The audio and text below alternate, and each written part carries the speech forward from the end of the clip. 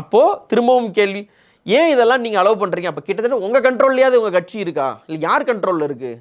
உங்கள் கண்ட்ரோலில் இருந்தால் இது நடக்குமான்ற கேள்வி வருது. இது என்ன, இது ஏன் இந்த அக்யூசேஷன் கண்ட்ரோலில் இல்லையா? எனக்கு தெரியல.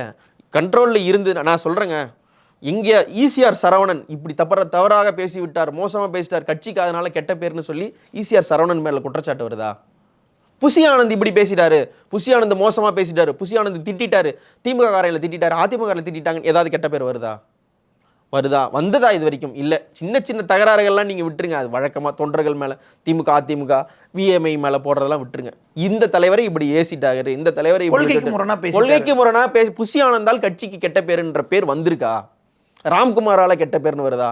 லயோலமணியால் கெட்ட பேர்னு வருதா? ராஜ்மோகனால கெட்ட பேர்னு வருதா? ஏதாவது வந்திருக்குங்களாங்க? அந்த மாதிரி எதுவுமே வந்ததில்லை. ஏன்னா கொள்கையை டிஃபெண்ட் பண்ணில பேசிட்டு இருக்காங்க. கொள்கையை டிஃபெண்ட் பண்ணுறதை தாண்டி வாயே திறக்காத விஜய் இவங்க எல்லாரும் டிஃபெண்ட் பண்ணிட்டு இருக்காங்க. யூஎஸ் மாய்ஸ்சரைசிங் அலோவேரா ஜெல்லை யூஸ் பண்ணுங்க. வைட்டமின் இ அடங்கிய யூஎஸ் மாய்ஸ்சரைசிங் அலோவேரா ஜெல்.